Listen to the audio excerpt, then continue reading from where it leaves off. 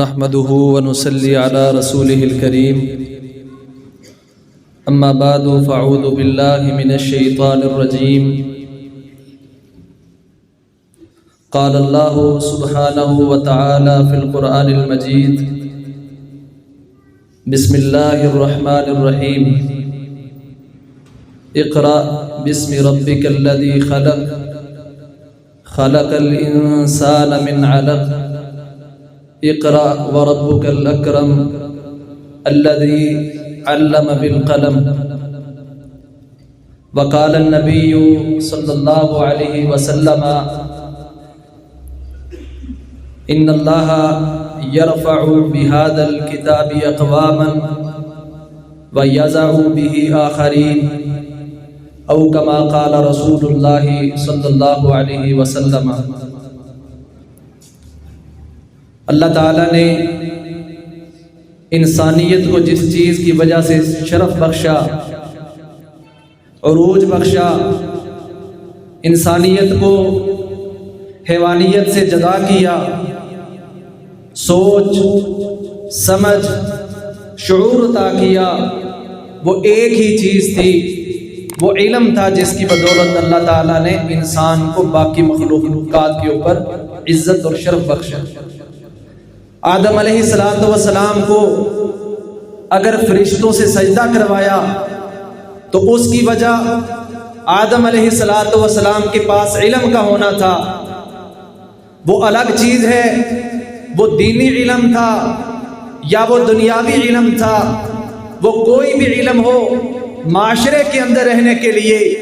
زندگی بسر کرنے کے لیے، جینے کے لیے،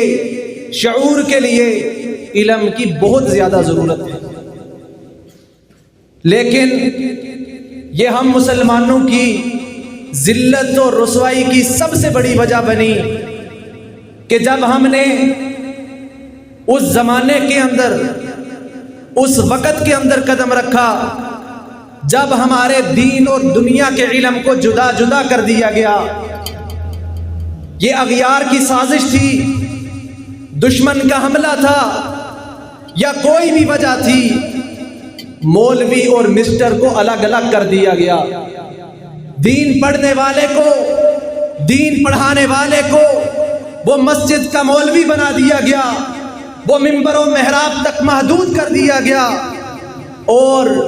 سکول، کالج، یونیورسٹی کے پڑھنے والے کو مسٹر بنا دیا گیا، سر کا خطاب دے دیا گیا۔ اس دن سے ذلت اور رسوائی ہمارا مقدر بن گئی۔ 1857 کی جنگ آزادی کے موقع پر آج ہم مدارس کو مورد الزام ٹھہراتے ہیں اور ہم یہ بات کہتے ہیں کہ مدارس نے کیا ترقی کی ہے، مدارس نے دنیا کو دیا کیا ہے۔ مدارس تو سائنس کے میدان میں پیچھے رہ گئے، مدارس تو ٹیکنالوجی کے میدان میں پیچھے رہ گئے۔ مدارس نے کون سے جہاز بنائے ہیں، کون سے ٹینک، توپ و تفنگ بنائے ہیں۔ میں کہتا ہوں آپ کے سامنے تاریخ کے اوراق سے، ان کرتاس سے آپ کے سامنے بات رکھتا ہوں۔ 1857 کی جنگ آزادی کے بعد انگریز جب یہاں سے گیا تو دو طبقے کھڑے ہوئے تھے۔ ایک طبقہ وہ تھا جس نے اس چیز کی ذمہ داری اٹھائی تھی کہ ہم دنیا سے، بالخصوص بر صغیر سے، دینی تہذیب و تمدن کو، قال اللہ اور قال الرسول کو ہم مٹنے نہیں دیں گے، ختم نہیں ہونے دیں گے۔ جو اسلامی تہذیب ہمیں محمد الرسول اللہ صلی اللہ علیہ وسلم سے ملی تھی، اس تہذیب کو ہم قائم رکھیں گے، دائم رکھیں گے۔ ہمیں کچھ کھانے کو ملے یا نہ ملے، پہننے کو کچھ ملے یا نہ ملے، اس تہذیب کو ہم مسلمانوں کے گھروں سے مٹنے نہیں دیں گے۔ ایک طبقہ وہ تھا اور وہ مسلمانوں کا، ایمان والوں کا، علماء کا، مدارس کا، مولویوں کا طبقہ تھا، جنہوں نے اپنے سروں پر ٹوکرے اٹھا اٹھا کے لوگوں کے گھروں کو، چوکھٹوں کو، دروازوں کو کھٹکھٹا کے ان کے گھروں سے روٹیاں اکٹھی کی، ان کے گھروں سے سالن اکٹھے کیے، ان کے گھروں سے اناج اکٹھا کیا، لیکن انہوں نے لوگوں سے مانگ کے گزارا کر لیا، لوگوں کے گھروں سے اکٹھا کر کر کے زکوٰۃ اور صدقات کے اوپر انہوں نے اس دینی تہذیب کو، اس تمدن کو، اس دینی علم کو، قرآن اور حدیث کو بر صغیر سے مٹنے نہیں دیا، جس کی شاہد آج تاریخ ہے، دنیا اس چیز کی شاہد ہے کہ ان علماء نے بر صغیر سے دینی شناخت کو ختم نہیں ہونے دیا۔ اس کے اندر علماء کی قربانیاں بھی ہیں، وہ سلاخوں کے پیچھے بھی گئے، وہ سولیوں پہ بھی لٹکے، وہ قید و بند کے اندر بھی ڈالے گئے، ان کو تان و تشنیع کا نشانہ بھی بنایا گیا، ان کو طرح طرح کی سزائیں بھی دی گئیں، لیکن کوئی ایک کسی عالم کے بارے یہ کہے کہ اس نے دینی تہذیب و تمدن کو مٹانے کے اندر کردار ادا کیا تھا۔ کہتے ہیں مدارس نے کیا کردار ادا کیا ہے؟ 1857 کی جنگ آزادی اس بات کی شاہد ہے کہ اللہ کی قسم آج تک مدارس کا کردار ہے کہ مسلمان اس تہذیب کے اوپر قائم ہے، ورنہ انگریز تو مٹا کے گیا تھا، انگریز تو ذہنوں سے کھرچ کے گیا تھا، وہ تو اپنی تہذیب دے کے گیا تھا، اپنا لباس دے کے گیا تھا، اپنی تہذیب و تمدن دے کے گیا تھا، اپنا علم دے کے گیا تھا۔ یہ مدارس کے لوگ تھے، یہ علماء تھے جنہوں نے اپنا خون پیش کر کے، اپنی جان پیش کر کے، اپنا علم پیش کر کے، اپنی قربانیاں دے کے اس تہذیب و تمدن کو قائم رکھا جس کے اوپر آج بھی ہم کھڑے ہیں۔ اور دوسرا طبقہ وہ تھا جس نے اس چیز کی ذمہ داری اٹھائی تھی،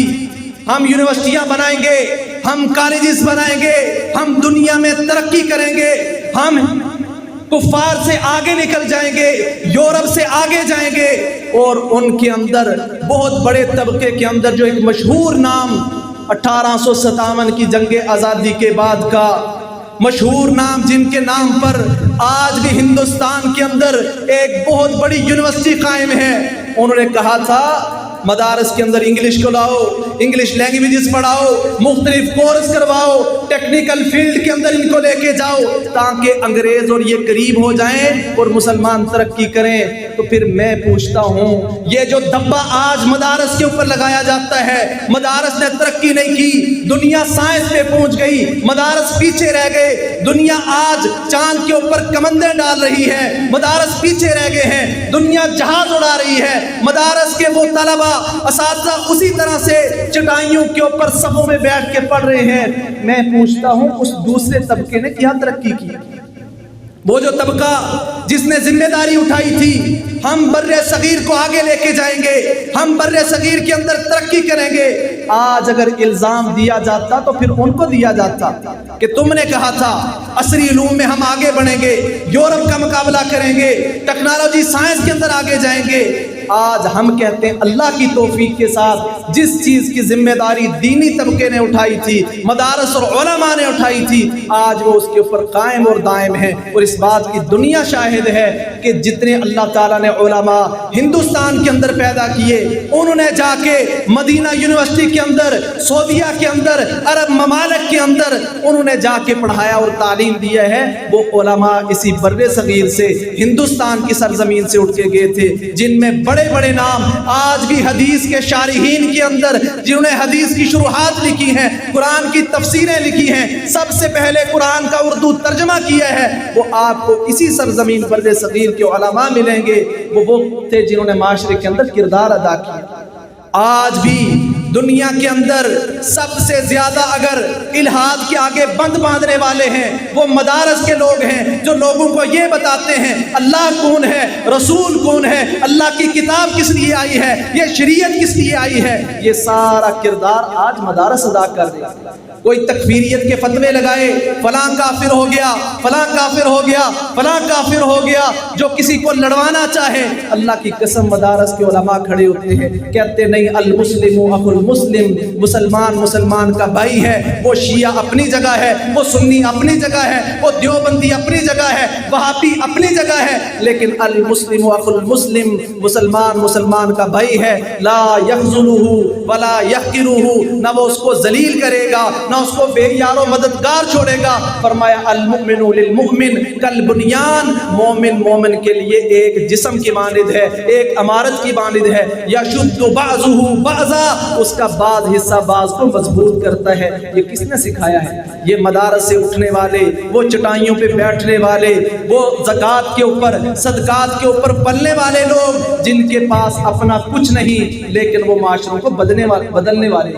رسول اللہ صلی اللہ علیہ وسلم کے صحابہ کرام وہ صفہ کے چبوترے سے اٹھنے والے، جنگلوں سے جا کے لکڑیاں کاٹ کے اپنا گزارا کرنے والے، لوگوں کے سامنے جا کے ہاتھ پلانے والے ابو ہریرہ رضی اللہ تعالی عنہ جو بھوک کے ساتھ نڈھال ہو کے بے ہوش پڑے ہیں، جا کے آیتیں پڑھتے ہیں وَيُؤْثِرُونَ عَلَىٰ أَنفُسِهِمْ وَلَوْ كَانَ بِهِمْ خَصَاصَةٌ، کوئی ہے جو میرا یہ مطلب سمجھ لے اور مجھے کھانا کھلا دے۔ رسول اللہ صلی اللہ علیہ وسلم کو یہ مطلب سمجھ آیا، آپ اپنے گھر لے گئے، دین کا طالب علم ہے، صفہ کا طالب علم ہے، مسجد میں ہر وقت رہتا ہے، اپنا گھر نہیں ہے، اپنا مکان نہیں ہے، اپنا کاروبار نہیں ہے، اللہ کے دین کے لیے، علم کے لیے اپنے آپ کو وقف کیا ہوا ہے، ہر وقت وہاں خیمے کے اندر، مسجد کے اندر، صفہ کے چبوترے کے طالب علموں کے اندر رہنے والا ابو ہریرہ رضی اللہ تعالی عنہ، آج دنیا کے سائنسدانوں کے نام شاید مٹ جائیں، شاید ختم ہو جائیں، لوگ بھول جائیں، لیکن اللہ کی قسم ابو ہریرہ رضی اللہ تعالیٰ عنہ کا نام قیامت کی دیواروں تک مسلمانوں کا بچہ یاد رکھے گا۔ جب بھی وہ قال اللہ اور قال رسول کو پڑھے گا تو وہی ابو ہریرہ جس کو کھانے کے لیے کچھ ملتا نہیں تھا، پینے کے لیے کچھ ملتا نہیں تھا، رہنے کے لیے گھر نہیں تھا، کاروبار جائیداد نہیں تھی، لیکن اللہ نے اس دین کے عالم کو، دین کے طالب علم کو، شریعت کے اوپر کاربند رہنے والے کو، دین سیکھنے اور سکھانے والے کو اتنی عزت دی کہ قیامت تک ابو ہریرہ رضی اللہ تعالیٰ عنہ کا نام عزت کے ساتھ، شرف کے ساتھ، عظمت کے ساتھ لیا جاتا رہے گا۔ میں بات کر رہا تھا ہماری ذلت اور رسوائی کی وجہ یہ ہے، آج میں اپنی جگہ اپنے ممبر و محراب پہ کھڑا ہو کے میں سکول اور کالج کی تعلیم کو مورد الزام ٹھہراؤں اور کہوں کہ نہیں یہ تو کچھ نہیں کر رہے، ان کا تو کردار کوئی نہیں ہے، یہ تو مسلمانوں کی تباہی کر رہے ہیں، یہ تو دین سے لوگوں کو دور کر رہے ہیں، اس چیز میں بھی غلط ہوں۔ لیکن اگر کوئی اس تعلیم والا، دینی تعلیم والوں کو یہ کہے ان کو تو پتہ ہی کچھ نہیں ہے، مدارس کے لوگ تو دنیا میں بہت پیچھے رہ گئے ہیں، ہم تو بہت آگے رہ گئے ہیں، آج یہ دونوں تعلیمیں دنیا کے میدان میں آگے نکلنے کے لیے، ترقی کے لیے، دنیا کو مسخر کرنے کے لیے، فتح کرنے کے لیے، اسی طرح سے اسلام کی دوبارہ عزت اور شان و شوکت کو قائم کرنے کے لیے یہ دونوں علم بہت ضروری ہیں، بہت لازمی ہے۔ اللہ کے نبی صلی اللہ علیہ وسلم نے اپنے صحابہ کرام کو باقاعدہ طور پر رومی زبان سیکھنے کا حکم دیا کہ وہ روم کے لوگ جو باتیں کرتے ہیں ان کو خطوط لکھنے ہیں، ان کی باتیں خطوط کو پڑھنا ہے، میں تمہیں حکم دیتا ہوں کہ رومیوں کی زبان کو سیکھو، ان کو دین کی تعلیم، دین سکھانے کے لیے ان کی زبان سیکھنا ضروری ہے۔ آج اگر ہم یورپ کو، انگریز کو، اگر دوسری اقوام کو دین سکھانا چاہتے ہیں، سمجھانا چاہتے ہیں، ان تک پہنچانا چاہتے ہیں تو ہمیں ان کی زبانیں بھی سیکھنا پڑے گی، ان کی زبانوں کو بھی سمجھنا پڑے گا۔ تو اللہ تعالی ہمیں دین کی عزت کے لیے، دین کی عظمت کے لیے ان دونوں علوم کو ساتھ ساتھ برابر سیکھنے کی توفیق عطا فرمائے، اللہ عمل کی توفیق عطا فرمائے۔ وآخر دعوانا الحمدللہ رب العالمین۔